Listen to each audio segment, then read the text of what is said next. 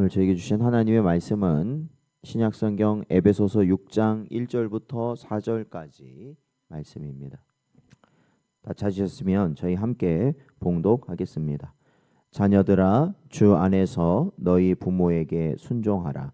이것이 옳으니라. 내 아버지와 어머니를 공경하라. 이것은 약속이 있는 첫 계명이니 이로써 내가 잘되고 땅에서 장수하리라. 또 아비들아, 너희 자녀를 노엽게 하지 말고 오직 주의 교훈과 훈계로 양육하라. 아멘. 기도하겠습니다.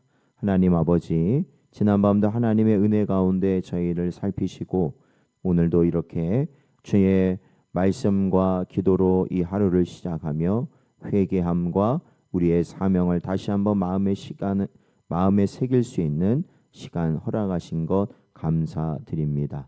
저희들에게 주신 말씀을 통하여 언제나 주님 따라가는 저희 모든 심령들 되게 하시고 또한 하나님의 나라를 소망하며 살아갈 수 있도록 늘 인도하여 주옵소서. 간절히 바라옵고 예수님의 이름으로 기도하옵나이다. 아멘. 오늘은 말씀으로 세우는 가정이라는 제목으로 하나님 말씀 증거합니다. 저희는 어제 새벽 말씀을 통해서 우리는 부부의 관계 속에 드러난 그리스도와 교회의 신비한 연합의 모습을 살펴보았습니다. 아내는 교회를 향한 성도의 태도처럼 남편에게 순종하고 남편은 교회를 사랑하신 그리스도처럼 아내를 희생적으로 사랑해야 한다는 것입니다. 이는 단순히 부부의 도리를 넘어서 그리스도와 교회의 비밀한 연합을 드러내는 영적인 가르침입니다. 그래서 주님께서는 교회를 죽기까지 사랑하시고 또한 교회는 그리스도를 죽기까지 순종할 때 하나의 하나님께서 말씀하신 참된 교회로 세워질 수 있다라는 것이고요. 그 원리는 결국 가정이 온전히 세워지는 것과 같은 원리다라는 것이 사도 바울의 말씀입니다. 오늘 본문은 이어서 가정 안의 또 다른 중요한 관계, 즉 이 부모와 자녀의 관계에 대해서 가르치고 있습니다. 이 역시 단순히 육신적 질서의 문제가 아니라 그리스도와의 연합 속에서 어떻게 살아가야 하는지를 보여준다고 할 수 있습니다.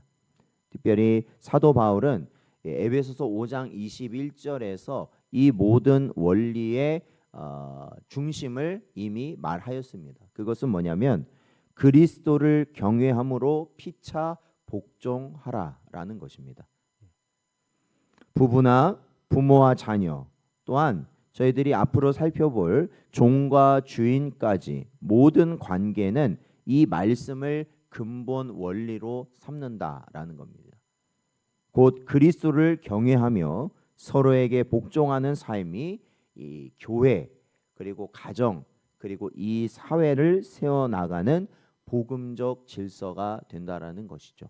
그러니까 우리가 예수 안에 있다라는 것은 우리가 서로에게 복종하는 그러한 자들이 될 때 우리가 예수 안에 있다라는 것을 보여준다라는 겁니다. 오늘 본문 말씀 1절에서 3절을 보면은 먼저 자녀의 순종에 대해서 가르치고 있습니다. 오늘 본문 6장 1절 말씀은 자녀들아 주 안에서 너희 부모에게 순종하라 이것이 옳으니라 이렇게 말씀하는데 여기서 중요한 단어는 바로 주 안에서 순종하라라는 말씀입니다. 단순히 부모에게 맹목적인 순종을 하는 것은 성경이 말하는 순종은 아닙니다. 오직 그리스도의 권위 아래에 있는 순종이어야만 한다라는 것입니다. 십계명의 5번째 계명에서는 이렇게 말합니다. 출애굽기 20장 12절 말씀을 보면 내 부모를 공경하라. 그리하면 내 하나님 여호와가 내게 준 땅에서 내 생명이 길리라 말씀하고 있습니다. 그래서 사도 바울은 이 계명을 어떠한 계명이라고 말하고 있냐면 약속이 있는 첫 계명이다라고 말하고 있습니다. 즉 부모를 공경하는 자에게 하나님께서 잘되는 복과 장수의 복을 주신다는 것입니다. 그래서 우리의 자녀들이 이 땅에서 잘 되는 것, 물론 우리가 지혜를 구하고 여러 가지 많은 것들을 구할 수 있습니다. 그런데 가장 먼저는 하나님께서 약속을 주신 것을 구하는 것이 가장 먼저다라는 것이죠. 그것은 우리의 자녀들이 주 안에서 부모를 잘 공경할 수 있는 것. 그러니까 이 부모를 공경하지 못하면요, 결국엔 하나님을 온전히 경외할 수 없다는 것을 여러분이 잘 깨달으셔야 합니다. 그래서 언제나 우리 자녀들이 잘 되길 원하신다면 이것은 우리가 뭘 받으려고 그러는 문제 차원이 아니에요. 부모가요. 이건 그 차원이 아니라 부모를 잘 섬길 수 있는, 부모를 경외할 수 있는, 부모의 말씀에 순종할 수 있는 자녀가 될 수 있도록 여러분이 항상 가르치고 그것을 위해 기도하셔야 한다라는 것입니다. 그리고 이러한 가르침 가운데 결국에는 누구를 알게 되는 것이냐, 즉 부모에게 잘 순종하는 그러한 자녀가 하나님께 순종할 수 있다라는 것입니다. 성경은 부모가 자녀의 최우선 권위라고 말하는 것이 아니라 사실은 부모에게 권위를 주신 더 큰 권위가 있다는 것을 성경은 가르치고 있습니다. 바로 하나님께서 그 모든 권위의 시작이다라고 말씀하고 있죠.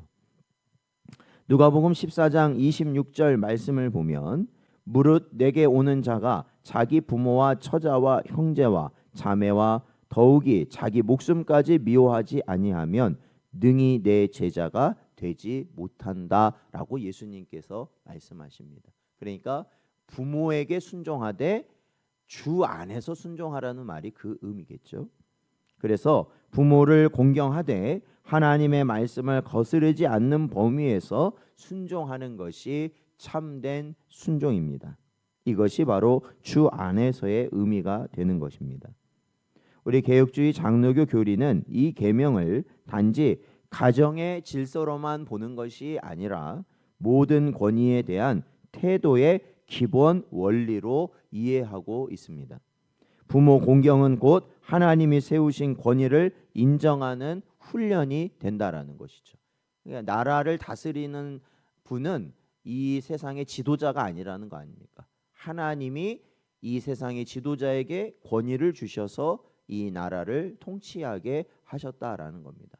그러니까 이 모든 것이 권위라는 하나님이 주신 권위로 말미암아 모든 질서가 세워지고 있는데 바로 그 시작, 그 모든 권위를 인정하는 그 시작이 어디냐면 자녀가 부모의 권위를 인정하는 데서부터 시작되는 것이다라는 겁니다.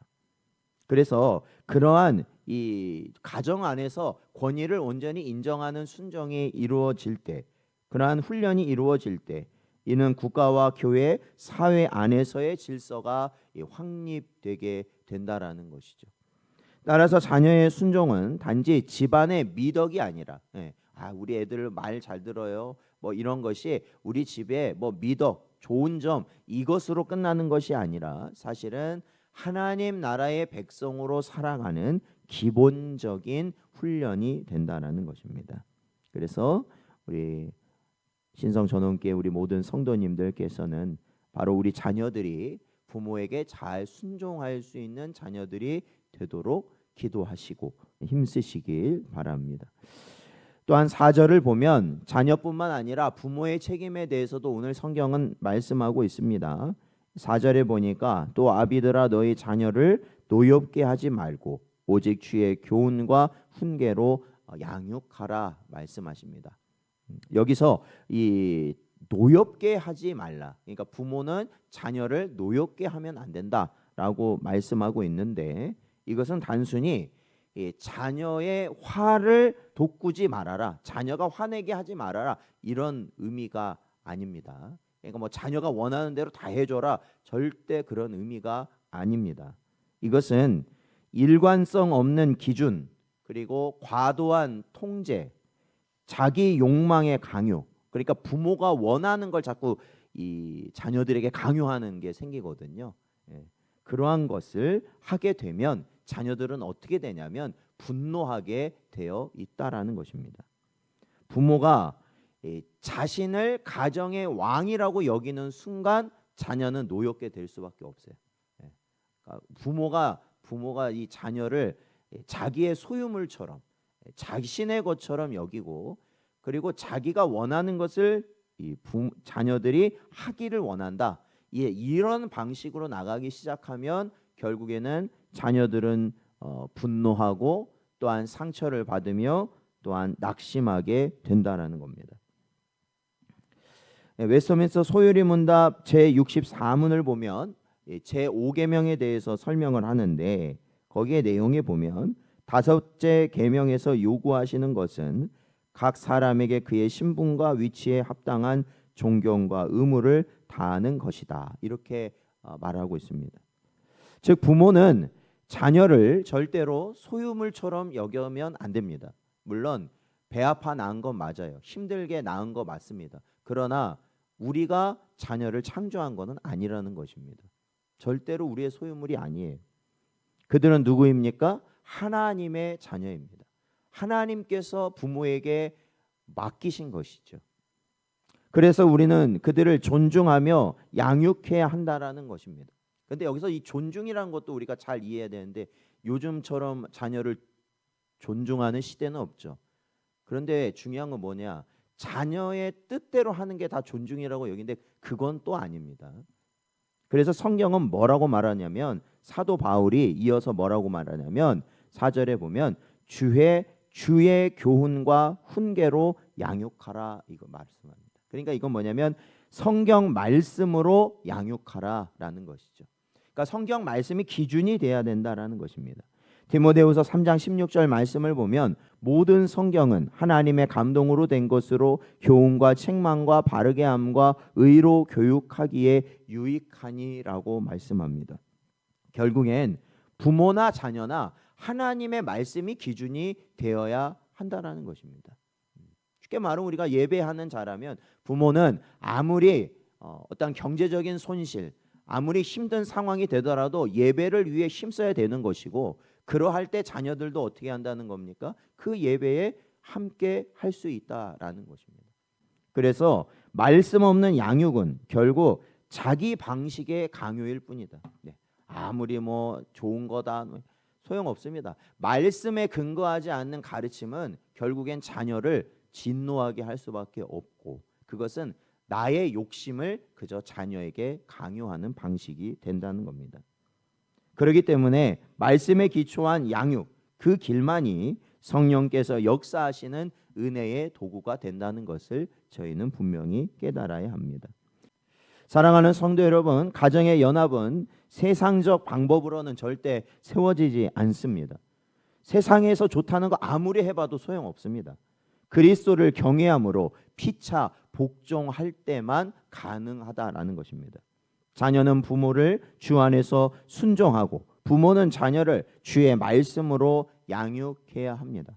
그때 가정은 단순히 화목한 집이 아니라 그리스도와 교회의 연합을 드러내는 거룩한 모형이 되는 것이죠. 오늘도 이 새벽 우리 가정이 그리스도 안에서 참된 연합을 이루는 그러한 복된 가정 되기를 소망합니다. 이것이 바로 이 비밀이 크도다라고 말씀하는 이 말씀의 연속선상에 있는 가르침이 될 것입니다. 주 안에서 부모와 자녀가 하나 되고 그 연합을 통해 그리스도와 교회의 연합을 세상에 드러내는 복된 가정을 세우는 여러분 되시기를 주의 이름으로 축원드립니다.